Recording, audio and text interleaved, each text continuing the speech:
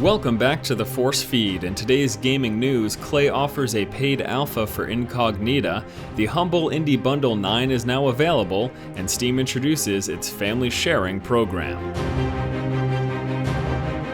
Hello ladies and gentlemen, welcome back to the show. Force here with your day's gaming news. First up today, Clay Entertainment, the company that brought you Shank, Mark of the Ninja, and Don't Starve, is currently working on their next title, Incognita, and you can buy yourself into the alpha right now. Incognita is a turn-based tactical espionage game with roguelike elements. It's planned for release in 2014, but can be played now by purchasing access to the alpha for $16.99. As with most early access games, buying in now will grant you a full copy of the game at launch. The fact that the game is currently in the alpha phase would probably put a lot of people off, but because this is Clay Entertainment and they have such a good history, such a good track record when it comes to their games up until this point, I would say if you're even slightly interested in this, it's probably worth buying into the alpha because you're probably going to get a great experience from it. And I do recall, I think Total Biscuit actually recently put up a video taking a look at some gameplay and giving his impressions of the game as well, so you can take a look at that. I'll give you guys a link in the description below.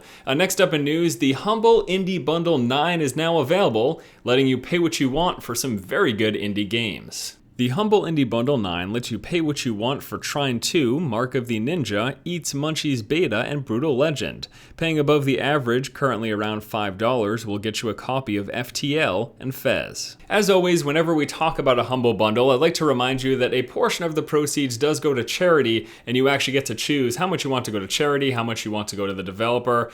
You just get to decide where your funds are spent.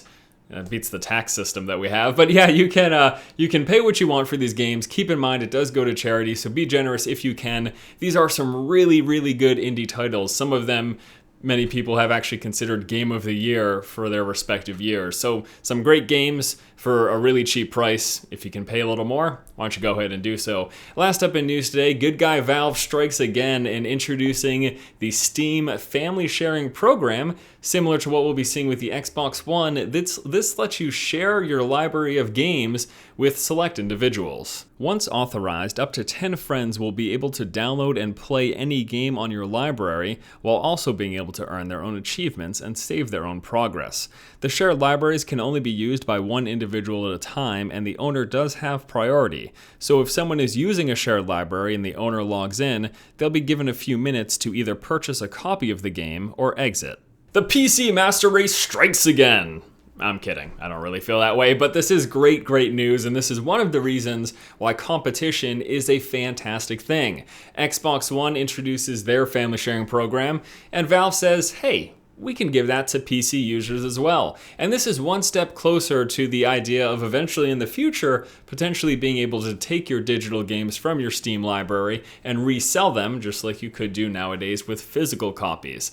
I see really no downside to the Steam family sharing program. The only thing that I worry about is how developers and publishers are going to feel about this, because the fact of the matter is, in the past, you really didn't have the ability to do this with digital goods on the PC. If you bought a game, it was attached to your Steam library. Now that you can share it, this is going to stop some additional sales. Now, the exception to that is, of course, the fact that hey, if you've got a good multiplayer and people want to play together, they are going to need to purchase multiple copies of the game. But if you've got a single player experience and you have a good friend that you want to share it with, you now have the option to do so just like you could with physical discs in the past with consoles and I guess with PCs as well. When's the last time anyone purchased a physical disc? I haven't in a long time. But anyways, this is a good thing. Steam's family sharing program is really exciting news. And that's going to do it for today's episode of the show. As always, let me know what you guys think about any of the topics discussed here today in the comment section below. Once again, this has been Force, and you have just been force-fed. Something tells me I should expect to see a huge influx in friend requests on Steam. I'm just going to be upfront and tell you guys to not bother, because I won't accept it. I know what you're trying to do here.